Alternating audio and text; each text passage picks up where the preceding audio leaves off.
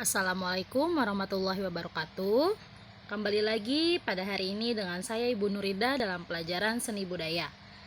Pada pertemuan kali ini, setelah menjalani pekan ulangan kemarin, kita akan memulai kembali pembelajaran seperti biasa. Sebelum memulai pelajaran, ada baiknya kita membaca doa terlebih dahulu. Berdoa dimulai. Berdoa selesai.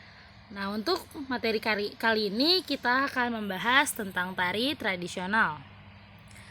Tari tradisional apa sih? Tari tradisional adalah jenis tarian yang tumbuh dan berkembang di suatu daerah tertentu yang dianut secara turun-temurun oleh masyarakat. Tarian ini memiliki nilai historis yang tinggi, pedoman yang luas, dan berpijak pada adaptasi adat istiadat lingkungan asal tarian. Tarian ini bersifat baku oleh aturan-aturan dari daerah asal tarian. Maksudnya apa? Jadi, tari tradisional ini berasal dari daerah-daerah yang ada di negara kita Indonesia.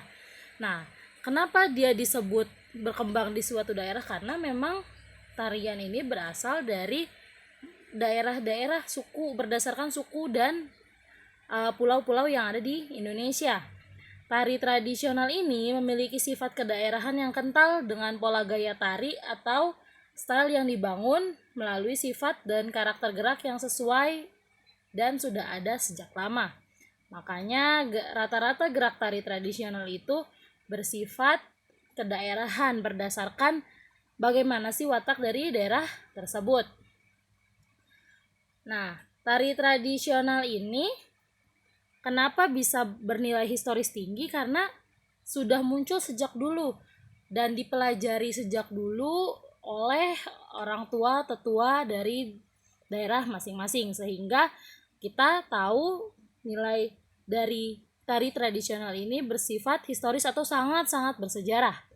Tarian ini juga bersifat baku oleh aturan dari daerah. Kenapa? Karena tarian ini disepakati oleh orang-orang zaman dulu, seperti apa sih gerakan yang akan dilakukan dalam tarian daerah tersebut.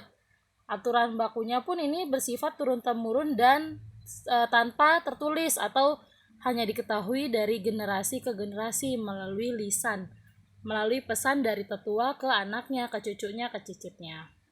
Tarian jenis ini telah mengalami perjalanan yang cukup panjang, bertumpu pada pola garapan tradisi yang kuat. Maksudnya tari ini udah ada sejak lama, sampai sekarang bisa ada dan bisa tetap masih bisa kita pelajari. Kenapa? Karena dia tidak pernah luput dari pembelajaran dari masing-masing daerahnya. Dari setiap keluarga yang ada di sana masih mengajari, masih mau memberitahu kepada anak cucunya, oh ini loh daerah tari dari daerah kita yang khas dari kita. Selanjutnya, ada jenis keunikan tarian. Keunikan gerak tari tradisional ini berupa gerak tangan, gerak kaki, bagian kepala, atau gerak bagian badan.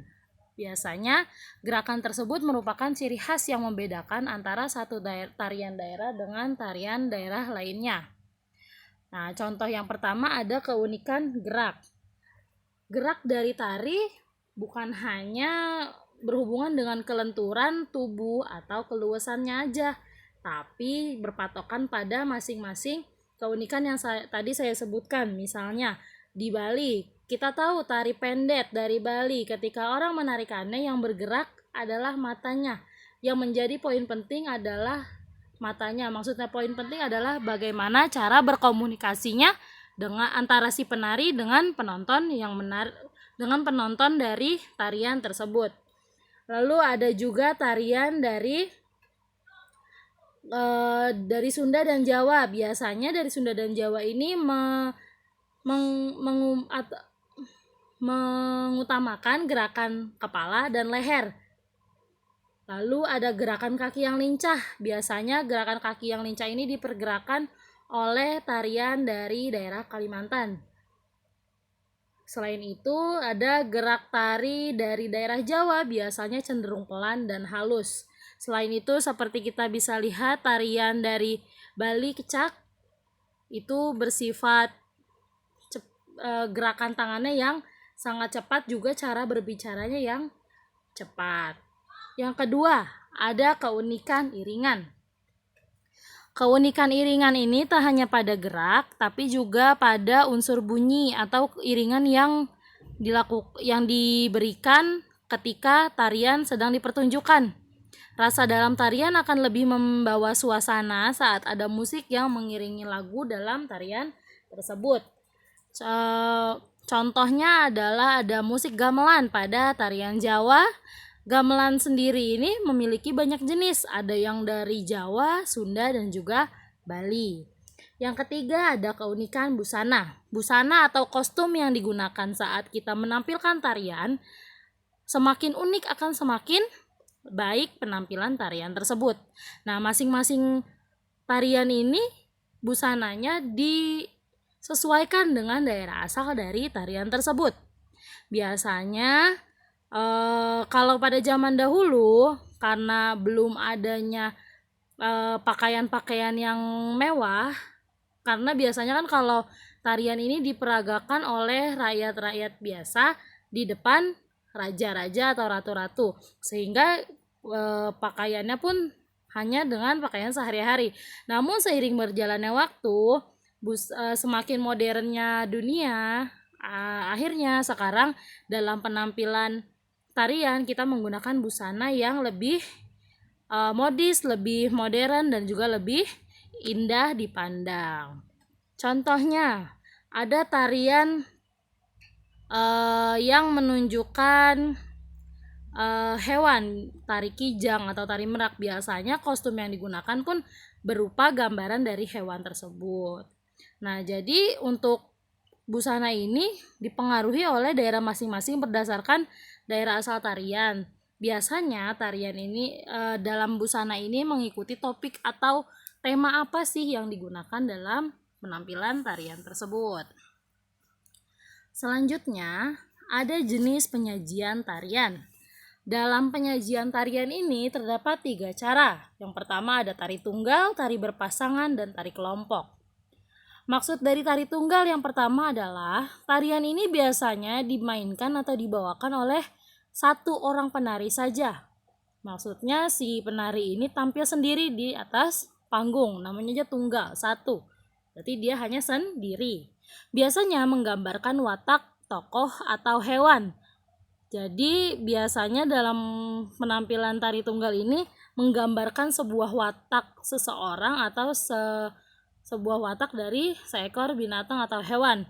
Dan biasanya tingkat kerumitan dari tari tunggal lebih sulit atau lebih rumit dari tarian lainnya, karena dari tari tunggal ini dilihat keindahan, kerumitannya ini dilihat lebih indah saat ditarikan sendiri. Berbeda lagi dengan yang kedua, ada tari berpasangan. Tari berpasangan ini biasanya disajikan dengan tarian yang dilakukan oleh 2 orang penari yang saling melengkapi gerakan. Nah, untuk tari berpasangan ini biasanya dilakukan pada gerak tari payung, tari piring, dan juga tari ketuk tilu. Yang ketiga atau yang terakhir ada tari kelompok, di mana bentuk penyajiannya ini ditarikan oleh lebih dari 2 orang atau bisa jadi secara berkelompok. Contoh dari tari kelompok ada tari saman dari Aceh, lalu ada tari kecak dari Bali. Untuk tadi tari tunggal contohnya ada tari topeng kelana dari Jawa Barat. Baik, untuk mata pelajaran hari ini selesai sudah. Saya harap kalian paham dengan apa yang saya sampaikan. Untuk tugasnya, saya minta kalian menuliskan di buku seni budaya, sebutkan 5 tarian daerah beserta daerah asalnya, dan juga kalian tuliskan cara penyajiannya seperti apa. Misalnya, saya tadi memberi contoh, ada tari topeng kelana dari Jawa Barat. Dia ditampilkan dengan tari tunggal. Lalu ada tari ketuk tilu dari Jawa Barat, dia ditampilkan atau disajikan dengan berpasangan. Lalu ada tari saman atau tari kecak, tari saman dari Aceh dan tari kecak dari Bali itu ditarikan secara berkelompok. Nah, itu kalian sebutkan 5 selain dari contoh yang saya sebutkan tadi. Tulis di buku seni budaya lalu difoto dan dikirim ke link yang saya sudah kirim ke wali kelas kalian. Baik, cukup sekian untuk materi hari ini. Mohon maaf jika ada salah. Saya harap kalian mengerti. Wassalamualaikum warahmatullahi wabarakatuh.